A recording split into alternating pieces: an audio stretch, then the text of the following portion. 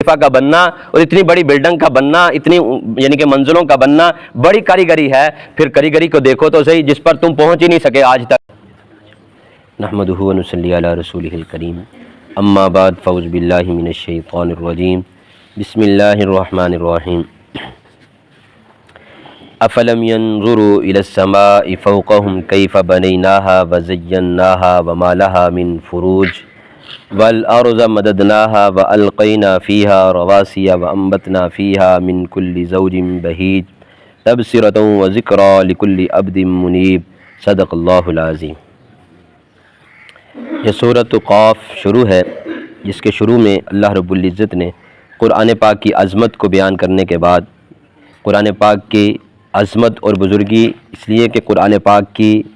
عظمت اور زیادہ بڑھ جائے اور اس میں جتنے احکام ہیں، جتنی باتیں ہیں، اس پر یقین رکھتے ہوئے زندگی گزارنے والے بن جائیں۔ تو مشرکین کے دو اعتراض نقل ہوئے تھے، مشرکین نے دو اعتراض کیے تھے۔ اللہ رب العزت نے فرمایا کہ یہ بل کذبوا بالحق لما جاءہم، بلکہ جٹلایا انہوں نے حق اس حال میں کہ وہ کسی اور معاملے میں مذبذب تھے، متزلزل تھے، کہ اور کسی یعنی کہ چیزوں میں کھوئے ہوئے تھے، اس وجہ سے انہوں نے حق بات کو جٹلا دیا۔ آگے اللہ رب العزت نے جو ان کا دوسرا اعتراض تھا، اذا متنا وکنا ترابا، کہ جب ہم مر جائیں گے اور مٹی ہو جائیں گے، ذالک رجعٌ بعید، یہ جو تم کہتے ہو نا واپس پلٹنا ہے اور بیست دوبارہ ہونی ہے، اٹھنا ہے، یہ بڑی دور کی بات لگتی ہے، کوئی بات لگتی نہیں ہے کہ جو پوری ہو۔ اللہ تعالیٰ آگے پھر اپنی قدرت کی نشانیاں بیان کر رہے ہیں اور بتلا رہے ہیں کہ اے بندے تو اس کو بڑی جلدی سے جٹلا رہا ہے، دیکھ تو صحیح ذرا، افلم ينظروا الى السماء، کیا پس دیکھتا نہیں ہے آسمان کی طرف، فوقہم جو تیرے اوپر کھڑا ہے، فوقہم جو تیرے اوپر کھڑا ہے۔ یہ آسمان کی مثال اللہ رب العزت نے اور بھی بہت ساری جگہ پر دی ہے، جیسا کہ سورہ غاشیہ میں بھی آتا ہے کہ اللہ رب العزت فرماتے ہیں کہ دیکھ آسمان کی بلندیوں کی طرف کہ کیسے میں نے اس کو بلند کیا ہے۔ تو یہ آسمان کی طرف اشارہ کر کے اللہ رب العزت دکھا رہے ہیں کہ میری کاریگری تو دیکھ، میرے بنانے کو تو دیکھ، کہ جس اللہ نے اتنے بڑے آسمان کو بغیر ستون کے کھڑا کر دیا ہے، کوئی اس میں یعنی کہ کسی جگہ پہ کوئی ڈاٹ نہیں لگائی، کوئی اس میں ستون نہیں ہے، کوئی دیوار نہیں ہے، کچھ نہیں ہے۔ آج دنیا میں ہم دیکھتے ہیں کہ دبئی کا برج خلیفہ جی بڑا مشہور ہے، بڑا اونچا ہے جی، بڑا اونچا ہے، آسمان کے مقابلے میں وہ کیا اونچا ہے؟ اگر تم اس کو دیکھ کر کہتے ہو بڑی کاریگری ہے بھائی، برج خلیفہ کا بننا اور اتنی بڑی بلڈنگ کا بننا، اتنی یعنی کہ منزلوں کا بننا بڑی کاریگری ہے، پھر کاریگری کو دیکھو تو صحیح جس پر تم پہنچ ہی نہیں سکے آج تک۔ وہ آسمان کی بلندی جہاں تک آج تک کوئی نہیں پہنچ سکا اور نہ ہی قیامت تک کوئی پہنچ سکے گا۔ ہاں پہنچتے ہیں اللہ کے فرشتے، پہنچتے ہیں نیک لوگوں کے اعمال۔ پھر اللہ رب العزت نے اسی آسمان میں دیکھو، اللہ تعالیٰ آگے فرما رہے ہیں کہ اس آسمان میں کوئی دراڑ بھی نہیں ہے۔ دوسری جگہ میں آتا ہے کہ آسمان ایسا ہے کہ جس میں کوئی دراڑ نہیں ہے، کسی جگہ پہ کوئی خلا آ گیا ہو، دراڑ پڑ گئی ہو، بلڈنگیں بنتی ہیں اور کچھ سالوں کے بعد جو ہے وہ ختم ہو جاتی ہیں، بس بھائی اس کی میعاد ختم ہو گئی ہے، اس کی میعاد ختم ہو گئی ہے۔ دنیا کے اعتبار سے آسمان کو اگر دیکھو گے تو دنیا کی جتنی انسانوں کی بنائی ہوئی کاریگریاں ہیں، جس کو آپ کہتے ہیں بڑی شاہکار ہے جی، پوری دنیا میں مانی جاتی ہے جی، پوری دنیا میں اس کا چرچا ہے، تو پھر عقل کو تھوڑا سا اور استعمال کرو، اللہ رب العزت کو پہچانو کہ اللہ رب العزت نے کیسی کاریگری بنائی ہے۔ فرمایا پھر ایسے ہی نہیں چھوڑ دیا، دن کو دیکھیں تو آسمان ابھی تو بلو کلر کا نظر آ رہا ہے، نیلے کلر کا نظر آ رہا ہے، لیکن تھوڑے سا دھوپ نکلیں گی کچھ نہیں نظر آئے گا، شام ہوگی رات چھا جائے گی تو اس میں خوبصورت ستاروں کا ایک منظر سج جائے گا، عجیب ہی منظر ہوگا کہ آسمان کو دیکھو گے تو دل خوش ہوگا۔ اور کتنی بلندی پہ ہے، کتنی دوری پہ ہے، لیکن آسمان کے ستارے چمک چمک کے ہمیں بتلا رہے ہیں کہ ہمیں چمکانے والا کوئی ہے، ہمیں سجانے والا کوئی ہے۔ فرمایا کہ پھر دیکھو نا کہ آسمان کی طرف جو آپ کے تمہارے اوپر ہے، کیف بنیناہا، کیسے بنایا ہم نے، کیسے بنایا ہم نے، وزیناہا، اور ہم نے اس کو سجایا ہے، کس چیز سے؟ ستاروں کے ساتھ اسے سجا دیا، وما لہا من فروج، اور اس کے اندر کوئی بھی دراڑ نہیں ہے، کسی جگہ پہ کوئی خلا یا رنگ میں کوئی تبدیلی آج تک آئی ہو؟ کچھ نہیں ہے۔ تو پھر کیوں نہیں میری قدرتوں کی طرف اللہ تعالیٰ فرماتے توجہ کر کے، کیوں نہیں سمجھ آتے یہ جو میں نے نظام بنایا ہے یہ ایسے ہی چلے گا جیسے میں چاہوں گا اور جیسے میں چلا رہا ہوں، جو میرے نبی آ کر تمہیں بتلا رہے ہیں کہ تم جو دنیا میں زندگی گزار رہے ہو ختم ہوگی، قبر میں جاؤ گے پھر اٹھنا ہے، جیسے اللہ تعالیٰ نے کل والی آیت میں بتلا قد علمنا ما تنقص الارض، تحقیق ہم جانتے ہیں کیا کچھ زمین نے کم کیا ہے اور کیا کچھ اس میں باقی ہے۔ دوسرا معنی ایک مفہوم یہ بھی بیان کیا تھے کیا کچھ زمین کھا گئی ہے، کون سے ذرے کس زمین میں پڑے ہیں انسان تیرے، ہم سب جانتے ہیں، ہم سب جانتے ہیں۔ یا پھر یہ جو دفنانے والے ہیں ان کے مردے تو زمینوں میں اور زمینیں کھا گئی، اور جو جلانے والے ہیں ان کے ذرات بن کے اڑ گئے، کہاں کہاں زمین پر پڑے ہیں، میرا اللہ جانتا ہے، میرا اللہ جانتا ہے، ذروں کو بھی جانتا ہے، کون سا ذرہ کس کے وجود کا ہے۔ کل قیامت کے دن حکم ہوگا اور ویسے ہی جمع ہو جائے گا۔ فرمایا کہ والارض مددناہا، اور دیکھ زمین کو ہم نے کیسے پھیلایا ہے، زمین کے پھیلانے کو بھی دیکھ،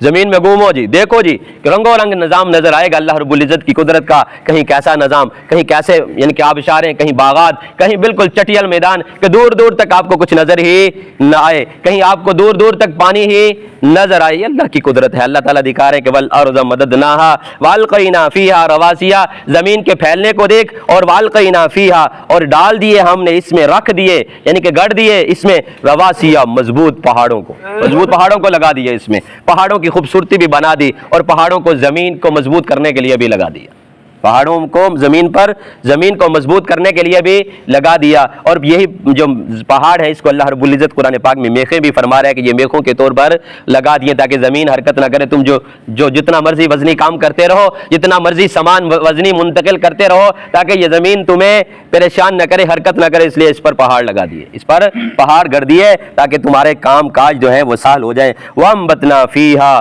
اور اگائے ہم نے اسی زمین میں، اس زمین میں سے اللہ تعالیٰ فرماتے ہیں من کل زوج بہیج، ہر قسم کے تر و تازہ پھل پھول، ہر قسم کے تر و تازہ پھل پھول بھی تمہارے لیے لگا دیے۔ کھیتیوں کو دیکھو اور پھل پھول کو دیکھو، اللہ رب العزت فرماتے تر و تازہ تمہارے لیے نکال دیے، تر و تازہ زمین سے نکال دیے۔ پھر بھی کہتے ہو کہ کچھ نہیں ہوگا، زمین کی جو کاشتکاری ہوتی ہے اس میں اللہ رب العزت نے یہ مرنے کے بعد اٹھنے کی زندگی کو بیان کیا ہے قرآن پاک میں مختلف جگہ پر، فرمایا کہ یہ دیکھو میری قدرت کو، یہ جو تم دانہ ڈالتے ہو اگتا ہے، کیسے اس پہ بہار آتی ہے، ایسے ہی جیسے یہ مردہ دانہ تھا، یہ زمین مردہ تھی، اس کو کس نے ہریالی دی ہے، کس نے اس دانے کو اگایا ہے، اللہ تعالیٰ اسی کی طرف اشارہ کر رہے ہیں۔ بندے پھر بھی تو منکر ہے، پھر بھی تو یہ ماننے کے لیے تیار نہیں ہے، تو پھر کل قیامت کے دن پتہ چل جائے گا۔ فرمایا کہ یہ ساری چیزیں تبصرۃ دیکھنے والوں کے لیے ہیں، کن کے لیے ہیں یہ ساری باتیں، کن کے لیے ہیں، آنکھوں والے کے لیے۔ جو اندھا ہے اسے کیا آپ دکھاؤ گے، جو اندھا ہے اسے کیا دکھاؤ گے، وذکرہ اور نصیحت ہے۔ یہاں جو اللہ کے دین کی بات کو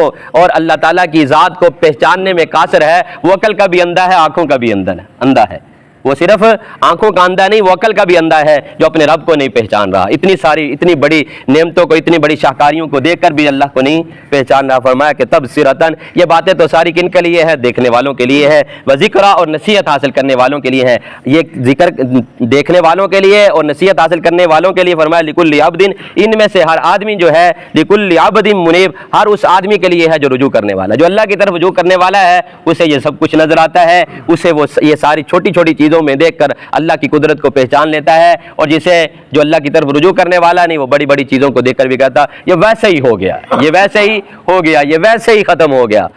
یہ ویسے ہی ہو گیا اور یہ ویسے ہی ختم۔ عقل مانے نہ مانے کوئی بات نہیں، کہتا بس ویسے ہی ہو گیا۔ تو اس لیے اللہ تعالیٰ ہمیں اپنی قدرت کو پہچاننے والا بنائے اور اپنی ذات کی پہچان نصیب فرمائے۔ جسے اللہ کی ذات کی پہچان ہو گئی وہ دنیا میں بھی کامیاب ہو گیا اور آخرت میں بھی کامیابی اسی کا مقدر ہے۔ تو اس لیے اللہ تعالیٰ کی پہچان تبھی ہوگی جب ہم قرآن پڑھیں گے، قرآن سمجھیں گے، پیارے نبی صلی اللہ علیہ وسلم کی ذات کے ساتھ، پیارے نبی صلی اللہ علیہ وسلم کی زندگی سے، پیارے نبی صلی اللہ علیہ وسلم کی وجود سے اعمال نکلے ہوئے جو ہیں، جو ہمارے لیے شریعت کہلاتے ہیں، اس پر جب ہم عمل کریں گے، اس کو سمجھیں گے تو ہمیں اللہ کی پہچان نصیب ہوگی۔ وما خلقت الجن والانس الا لیعبدون، ہمارا تو مقصد یہی تھا کہ اللہ کو پہچاننا ہے۔ لیعبدون کا معنی ای لیعرفون نکالا جاتا ہے مفسر جلالین، اس میں اس کا معنی یہی کیا گیا ہے کہ ای لیعرفون، عبادت کا مقصد یہی ہے کہ اللہ کی پہچان نصیب ہو جائے۔ تو اس لیے ہمارا تو مقصد زندگی کا یہ تھا کہ اللہ کو پہچان لیں، اللہ تعالیٰ ہمیں پہچاننے والا بنائے، اللہ تعالیٰ ہمیں قرآنی تعلیمات کو سمجھنے والا، اس پر عمل کرنے والا بنائے۔ الحمدللہ۔